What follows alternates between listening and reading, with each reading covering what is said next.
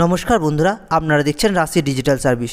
যদি আপনার কাছে ওল্ড কাস্ট সার্টিফিকেট থেকে থাকে, অর্থাৎ হাতের লেখা কাস্ট সার্টিফিকেট থাকে, তাহলে সেই কাস্ট সার্টিফিকেট থেকে কিভাবে আপনারা ডিজিটাল কাস্ট সার্টিফিকেট অনলাইনের মাধ্যমে আবেদন করবেন এবং তার জন্য কি ডকুমেন্টস লাগবেন এবং কিভাবে ফর্ম ফিল আপ করবেন, সমস্ত কিছু এই ভিডিওটির মাধ্যমে আমি আপনাদেরকে দেখাবো। তাই ভিডিওটি স্কিপ না করে প্রথম থেকে শেষ পর্যন্ত অবশ্যই দেখুন। আর আপনি যদি আমার চ্যানেলে প্রথমবার হয়ে থাকেন তাহলে ভিডিওটিকে একটি লাইক করে চ্যানেলটিকে সাবস্ক্রাইব করে দেবেন। আর আপনি যদি প্রথম থেকেই আমার চ্যানেলটিকে সাবস্ক্রাইব করে রেখেছেন তাহলে আপনাকে অসংখ্য ধন্যবাদ। চলুন ভিডিওটি শুরু করা যাক। সবার প্রথমে আপনাকে আপনার মোবাইল বা কম্পিউটারের ইন্টারনেট ব্রাউজারে গিয়ে সার্চ করতে হবে কাস্ট সার্টিফিকেট www.gov.in। এর লিঙ্ক আমি ভিডিওটির ডেসক্রিপশন বক্সে দিয়ে রাখবো, আপনারা চাইলে সেখান থেকেও ভিজিট করতে পারবেন। কাস্ট সার্টিফিকেটের অফিসিয়াল ওয়েব পেজটি ওপেন হয়ে গেলে নিচে মেনু বারের মধ্যে একটি অপশন পেয়ে যাবেন ব্যাকলগ সার্টিফিকেট। এখানে ক্লিক করলে আপনার কাছে তিনটি অপশন থাকবে। সবার প্রথমে যে অপশনটি আছে apply for digital certificate for SC ST OBC, old caste certificate থেকে নতুন কাস্ট সার্টিফিকেট আবেদন করার জন্য এই অপশানে ক্লিক করতে হবে। এখানে ক্লিক করলে আপনার কাছে পরবর্তী পেজ ওপেন হবে অ্যাপ্লিকেশন ফর্মটি। সবার প্রথমে ম্যানুয়াল কাস্ট সার্টিফিকেট নাম্বার, আপনার ওল্ড কাস্ট সার্টিফিকেটের নাম্বারটি এখানে সঠিকভাবে বসিয়ে দিতে হবে।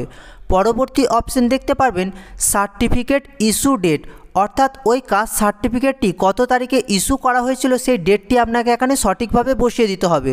পরবর্তী অপশন সার্টিফিকেট ইস্যুইং অথরিটি, অর্থাৎ ওই কাস্ট সার্টিফিকেটটি কোন অথরিটি থেকে ইস্যু করা হয়েছিল সেটি বসিয়ে দেবেন। পরবর্তী অপশন কাস্ট, এখান থেকে আপনার যে কাস্ট আছে সেই কাস্টটা সিলেক্ট করতে হবে। পরবর্তী অপশন সাবকাস্ট, ওই যে কাস্টের সাবকাস্ট কী আছে সেটি আপনাকে এখান থেকে সিলেক্ট করে বসিয়ে দিতে হবে। পরবর্তী অপশন রিলিজিয়ান, এখান থেকে আপনার ধর্মটি আপনি সিলেক্ট করে নেবেন। পরবর্তী অপশন ফুল নেম, এখানে আবেদনকারীর নামটি বসিয়ে দিতে হবে সঠিকভাবে। পরবর্তী অপশন ফাদার্স নেম, এখানে আবেদনকারীর বাবার নাম সঠিকভাবে আপনাকে বসিয়ে দিতে হবে। এরপর ডেট অফ বার্থ, এখানে আবেদনকারীর জন্ম তারিখটা আপনি ক্যালেন্ডার থেকে সিলেক্ট করে বসিয়ে দেবেন। এরপর জেন্ডার এখান থেকে সিলেক্ট করবেন। পরবর্তী অপশন আধার নাম্বার, এখানে আবেদনকারীর আধার নাম্বারটি দেবেন। পরবর্তী অপশন খাদ্যসাথী নাম্বার, এখানে আবেদনকারীর রেশন কার্ডের নাম্বারটি সঠিকভাবে বসিয়ে দেবেন। পরবর্তী অপশন ফোন নাম্বার, এখানে আবেদনকারীর ফোন নাম্বারটি সঠিকভাবে আপনাকে বসিয়ে দিতে হবে। এরপর স্টেট অটোমেটিক সিলেক্ট থাকবে, ডিস্ট্রিক্টের নামটা আপনি এখান থেকে সিলেক্ট করে বসিয়ে দেবেন। পরবর্তী অপশন দেখতে পারবেন সাব ডিভিশন, এখান থেকে আপনার সাব ডিভিশন সিলেক্ট করবেন এবং পুলিশ স্টেশন, এখান থেকে আপনার যে পুলিশ স্টেশন আছে সেই পুলিশ স্টেশনের নামটি সিলেক্ট করবেন। পোস্ট অফিস, আপনার পোস্ট অফিসের নামটি এখানে সঠিকভাবে বসিয়ে দিতে হবে। পরবর্তী অপশন মিউনিসিপ্যালিটি অথবা ব্লক, আপনার ক্ষেত্রে যেটা হবে সেটা টিক দেবেন। মিউনিসিপ্যালিটি হলে মিউনিসিপ্যালিটির নাম সিলেক্ট করবেন, ব্লক হলে ব্লকের নাম সিলেক্ট করবেন। এরপর গ্রাম পঞ্চায়েত অথবা ওয়ার্ড যেটা হবে সেটি আপনি বসাবেন। এরপর ভিলেজ, আপনার ভিলেজের নামটি আপনি এখানে সঠিকভাবে বসিয়ে দেবেন। পরবর্তী অপশন পিনকোড, আপনাকে আপনার এরিয়ার পিনকোডটি সঠিকভাবে বসিয়ে দিতে হবে।